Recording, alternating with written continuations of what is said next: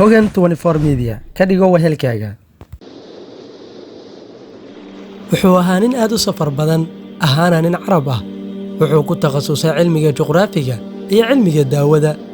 Waxa uuna qoray buug uu kaga hadlayay cilmiga juqraafiga oo uu qoray isagoo ku nool waddanka maanta loo yaqaano Sicily sanadii 1154 miilaadiga. wuxuu ahaa daaci muslim ah magaciisuna yahay Muhammad al-Idris al-Qurdabi al-Hasan al-Sibta. si aan u bilowno muuqaalkeenu haddii aad u aragto in muuqaalada noocan oo kale ah aad wax ka faa'iideyso like saar si aan u ogaano tirada danaynaysa. haddii aad nagu cusub tahayna subscribe saar gabaleelkana furo si aad u hesho barnaamijyada cusub ee aan soo gelino channelkan. mahadsanid.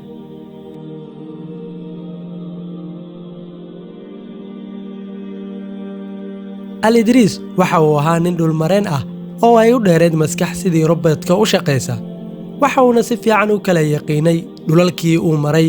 waxa uuna sawiri jiray amaba nashqadayn jiray qariiradihii waddamadii uu soo maray.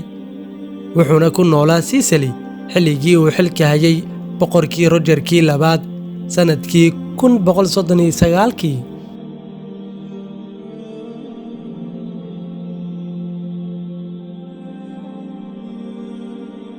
al-Idris wuxuu u soo bandhigay Rogerkii labaad sawir muujinaya qariiradihii dalalkii uu safarka ku soo maray. al-Idris qariiradii uu soo bandhigay waxaa ka soo muuqday dalal badan.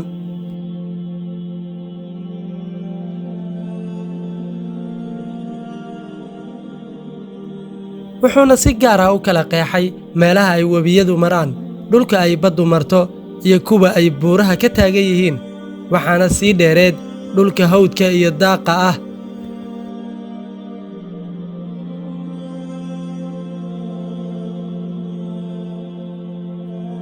shan boqoloo sano ka hor Galileo Galilei oo ahaa caalim dhanka sayniska looga dambeeyey waddamada reer galbeedka intii uusan waxba ka qorin nidaamka dhulka iyo wareeggiisa, wuxuu al-Idris xaqiijiyey in dhulku yahay mid goobaaba ah ama wareegsan, halka Galileo uu qabay fikir ah in qorraxdu ay taagan tahay balse uu dhulka oo kaliya wareego.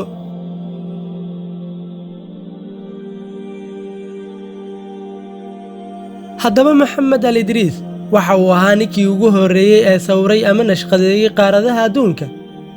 wuxuuna ka qoray buug lagu magacaabo Nushatul Mushtaaq.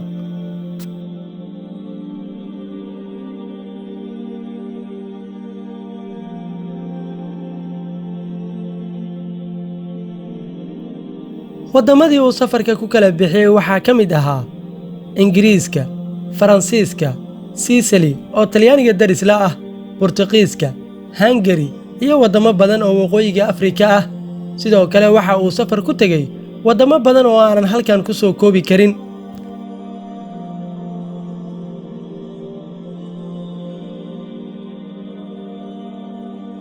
Muhammad al-Idris waxa uu ku dhashay magaalada Sibta oo maanta ka mid ah waddanka Morocco sanadkii 493 hijriga oo ku beegneed sanadkii 1100 taariikhda miilaadiga.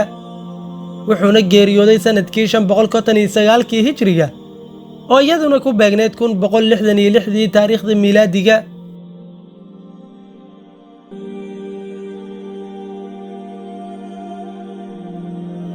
haddaba haddii aad ka heshay muuqaalkan la sii wadaag asxaabtaada adigoo sheer garanaya muuqaalkan.